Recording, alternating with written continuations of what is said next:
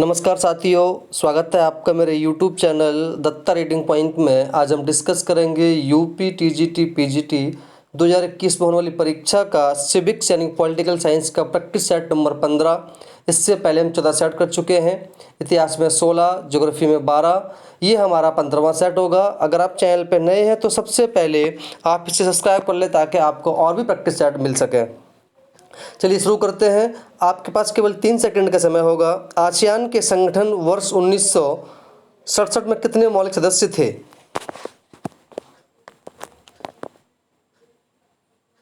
तो यहाँ हो जाएगा आपका ऑप्शन नंबर बी 5, लेकिन वर्तमान में इनकी संख्या जो है वो 10 है। जब बना था उस समय ये 5 थे। आसन की स्थापना 8 अगस्त 1967 को थाईलैंड की राजधानी बैंकॉक में की गई थी। इसके संस्थापक सदस्य थाईलैंड, इंडोनेशिया, मलेशिया, फिलीपींस और सिंगापुर थे। इस संगठन में ब्रुनई 1984, वियतनाम 1995, लाओस और बर्मा 1997 और 1999 में कंबोडिया सम्मिलित हुए। इसका मुख्यालय इंडोनेशिया की राजधानी जकार्ता में है। वर्तमान में इसकी संख्या 10 है। आसियान +3 सहयोग दिसंबर 1997 में प्रारंभ हुआ। आसियान देशों के अलावा 3 अन्य देश कौन से हैं?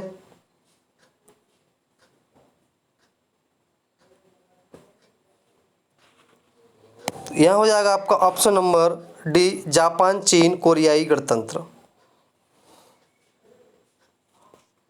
अमेरिका में किस राष्ट्रपति के कार्यकाल को आतंकवाद के विरुद्ध लड़ाई के दौर के रूप में जाना जाता है?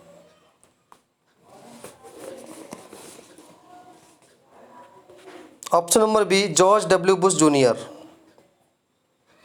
को आतंकवाद लड़ाई विरुद्ध जाना जाता है। वर्ष 2002 में घोषित इस कार्यक्रम का उद्देश्य विभिन्न देशों में चल रही आतंकवादी गतिविधियों को रोकने और उनकी सीमाओं की सुरक्षा में सहायता उपलब्ध कराना था।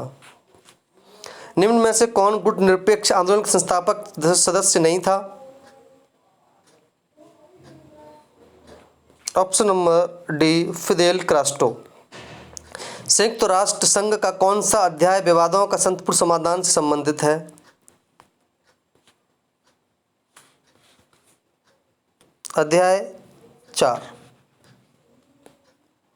संयुक्त राष्ट्र का नवीनतम सदस्य कौन है?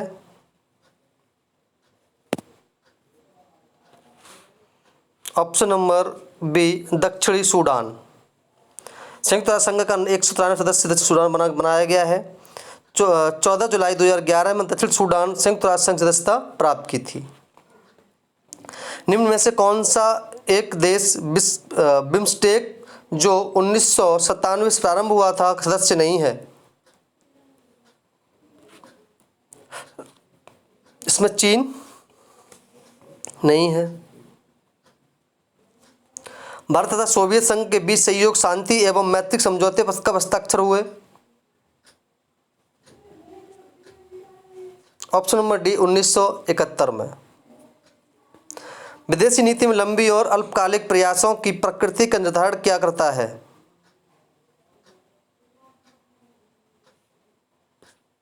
ऑप्शन नंबर बी, राष्ट्रीय हित। निम्न में से किसने कहा कि विकास प्रशासन का एक कार्य उन्मुखी और उद्देश्य उन्मुखी प्रशासनिक व्यवस्था है?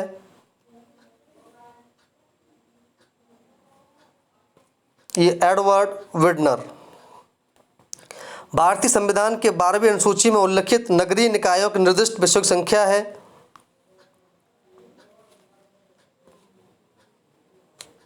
ऑप्शन नंबर ए, 18।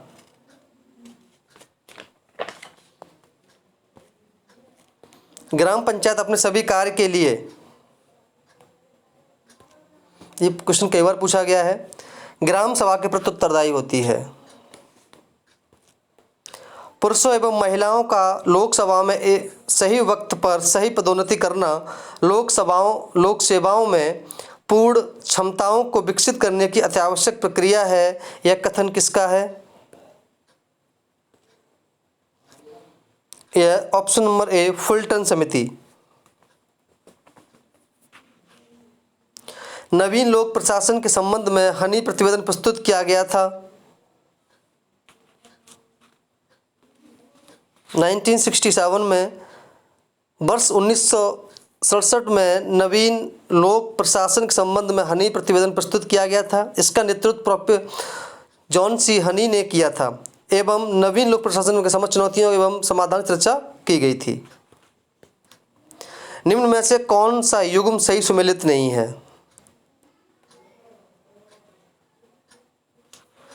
प्रतक्तिकरण फरल हैडी।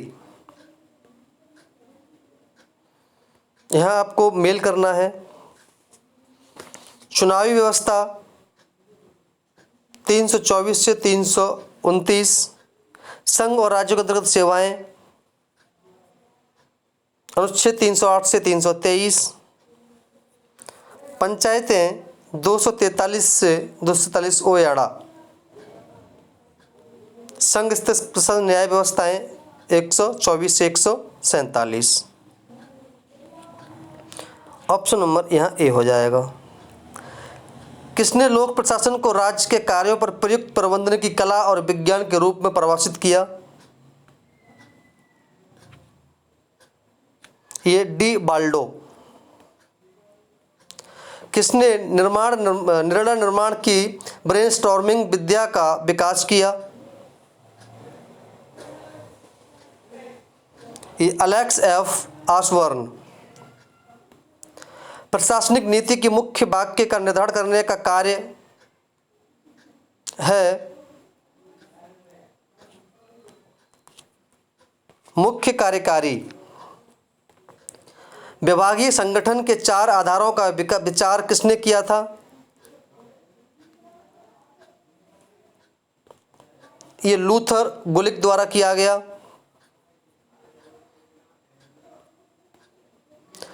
निम्नलिखित में से किसने सर्वप्रथम प्रबंधन में कामगार की भागीदारी के विचार को प्रस्तुत किया? Mary Parker Follett. Right to information master key to good governance प्रतिवेदन निम्नलिखित में से किस एक के द्वारा प्रस्तुत किया गया था? ये दूसरा प्रशासनिक सुधार आयोग। पंचायती राज संस्थाओं का आय का मुख्य साधन है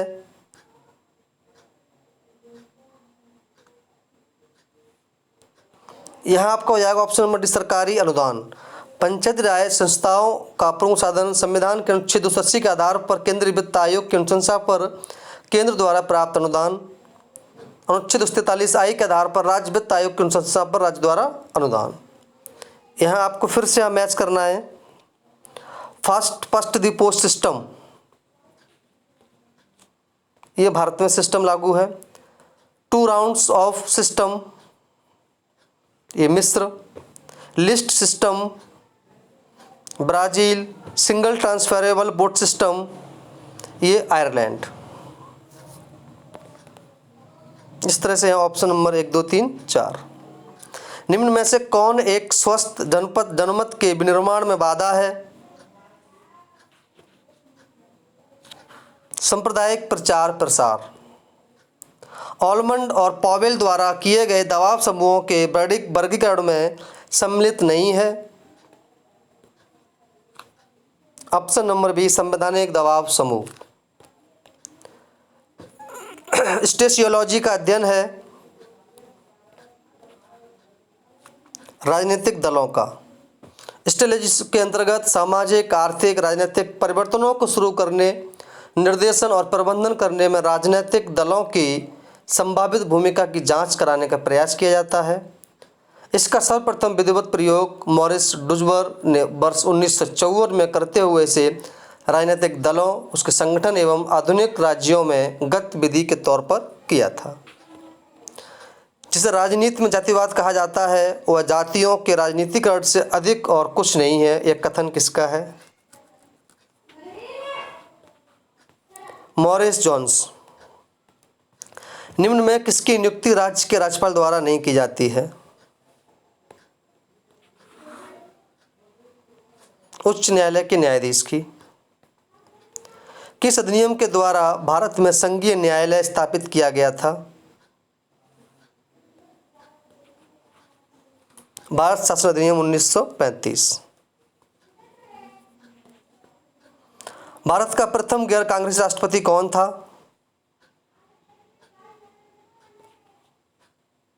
ऑप्शन नंबर ए बी गिरी। जिस केंद्र शासित राज्य का अपना हाई कोर्ट है,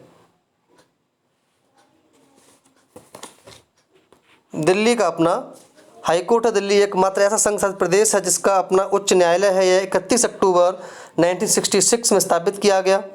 बाकी अन्य केंद्र शासित प्रदेशों के पास पौंडीचेरी मद्रास उच्च न्यायालय, चंडीगढ़ के पास पंजाब हरियाणा उच्च न्यायालय, लक्षद्वीप के पास केरल उच्च न्यायालय क्षेत्र में आते हैं। भारतीय संविधान का वह कौन सा अनुच्छेद राष्ट्रपति को क्षमादान शक्ति प्रदान करता है? अनुच्छेद 72। किस राज्य में लोकसभा में अनुसूचित जनजातियों के लिए आरक्षित सीटों की संख्या सर्वाधिक है? Option number D Madhya Pradesh. यहाँ आपको फिर से बयान करनी है। होता समिति, सिविल सेवा में सुधार, संथानम समिति, भ्रष्टाचार की रोकथाम, सरकारी आयोग, केंद्र राज्य से संबंधित, यशपाल समिति, उच्च शिक्षा सुधार में हेतु। Option number B. भारत सरकार ने हाल ही में किस आयोग को भंग किया है? योजना आयोग को, इसकी जगह नीति आयोग लाया गया है। निम्न में से कौन सा संघ सूची का विषय नहीं है? कृषि आय पर कर संघ सूची का विषय नहीं है। निम्नलिखित सरकारों की व्यवस्थाओं में दोहरा शासन किसका आवश्यक लक्षण है?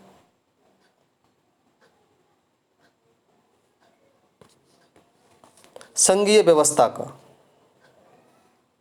भारत का संविधान भारत को निम्नलिखित में से क्या घोषित करता है? राज्यों का समूह। वर्तमान स्थिति में संपत्ति का अधिकार मौलिक अधिकार के अध्याय से निकलने के बाद किस रूप में है?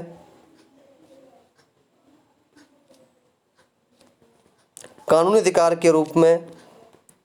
भारतीय संविधान का कौन सा भाग संविधान की आत्मा कहलाता है? ऑप्शन नंबर सी संविधान की प्रस्तावना एवं उद्देशिका।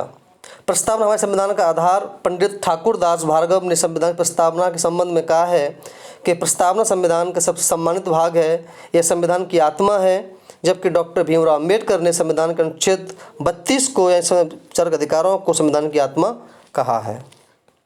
राज्य के नीति निर्देशक सिद्धांतों, तत्वों और मौलिक अधिकारों के बीच विवाद का सर्वप्रथम प्रश्न उठा था।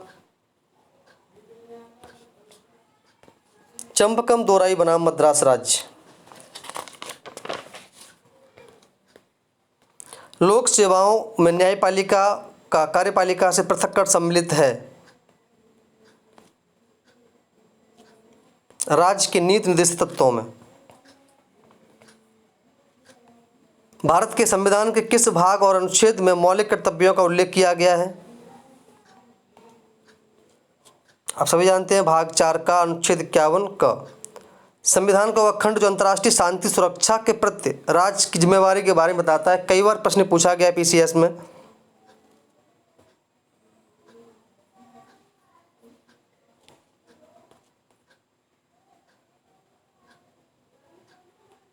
आंसर हो जाएगा आपका ऑप्शन नंबर सी राज्य के नीति निर्देशक सिद्धांत। भारतीय संविधान का कौन सा अनुच्छेद अंतर्राष्ट्रीय संबंधों से संबंधित है? आर्टिकल 51।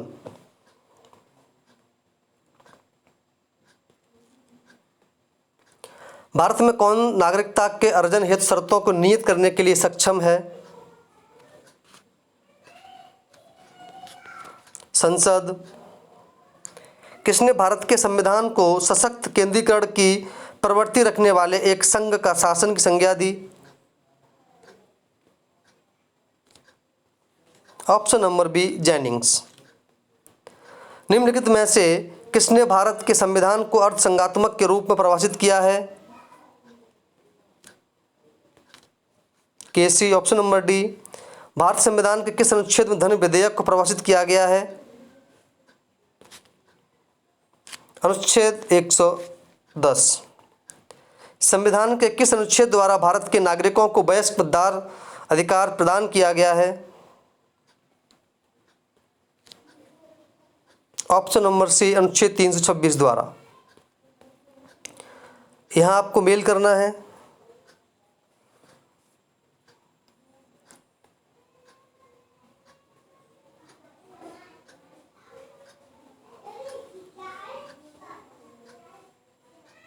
कौन सी सूची का किससे संबंध है? 52। भारत में 12 अनुसूचियाँ, संविधान 12 अनुसूचियों का उल्लेख किया गया है कुल मिलाकर के। तृतीय अनुसूची में शपथ की व्यवस्था का प्रावधान है। चतुर्थ अनुसूची में राज्यसभा के लिए प्रतिनिधियों की संख्या, और नवीं सूची में भूमि सुधार, और षष्ठम सूची में जनजाति क्षेत्र। इस तरह से आपका ऑप्शन नंबर बी हो जाएगा। भारत में मानववादी के पद के संबंध में निम्न में से कौन सा कथन सही है? उसे भारत के राज्य क्षेत्र के अंतर्गत सभी न्यायालयों में चुने जाने का अधिकार होगा। भारतीय संविधान की प्रस्तावना में समाजवाद, धर्मनिरपेक्ष शब्द जोड़ा गया। ऑप्शन नंबर ए 42 संविधान संशोधन द्वारा। तिलक द्वारा लिखी गई पुस्तक निम्न में से कौन सी नहीं है? Option number D life divine. Life divine पुस्तक अरविंद घोष द्वारा लिखी गई है। कैबिनेट मिशन योजना के तहत संविधान सभा में कितने सदस्यों की संख्या तय की गई थी? ये 389। पहरा देते हुए चलने वाला मैं एक भारतीय हूँ जो सब सोने वालों को जगाता हूँ ताकि जागकर वे मातृभूमि की सेवा में लग जाएं, यह वक्तव्य था ऑप्शन नंबर ए श्रीमती एनी बेसेंट का। निम्न में से कौन सी पुस्तक मार्क्स द्वारा लिखी गई है? यानी कि सारी पुस्तकें जो है ये मार्क्स द्वारा लिखी गई हैं। यहाँ आपको ये मैच करना है। परेटो, शासकीय और गैर शासकीय अभियोजन, मोस्का, संगठन की क्षमता, मिचेल्स, अल्पतंत्र, मैक्स वेबर, नेतृत्व में प्रतिस्पर्धा। Option number A. Caste in Indian politics नामक पुस्तक के लेखक हैं option number B Rajni Kothari. फिर से आपको यहाँ मैच करना है। महात्मा गांधी, न्यायस्था, जयप्रकाश नारायण, संपूर्ण क्रांति, जवाहरलाल नेहरू, पंचशील सिद्धांत, विनोबा भावे, सर्वोदय। ऑप्शन नंबर ए। निम्न में से कौन एक गांधी जी के रचनात्मक कार्यों का अंग नहीं था? सांप्रदायिक सद्भाव संघ। किस हिंदू शास्त्र में कहा गया कि यद्यपि राजा इंसान है फिर भी उसे किसी चीज से नफरत नहीं करनी चाहिए क्योंकि वह मनुष्य के आकार में एक ईश्वर है? ये ऑप्शन नंबर सी मनुस्मृति में कहा गया है कि राजा इंसान है उसे किसी भी तरफ नहीं करनी चाहिए क्योंकि वह 8 प्रमुख देवताओं के अंशों से निर्मित है, अतः मनुष्य के आधार को वह ईश्वर मानना चाहिए। दोस्तों ये था आपका प्रैक्टिस सेट नंबर 15। अगर आपको अच्छा लगा हो तो आप इसे लाइक करें, दोस्तों में शेयर करें ताकि उनके पास वीडियो पहुंच सके। धन्यवाद।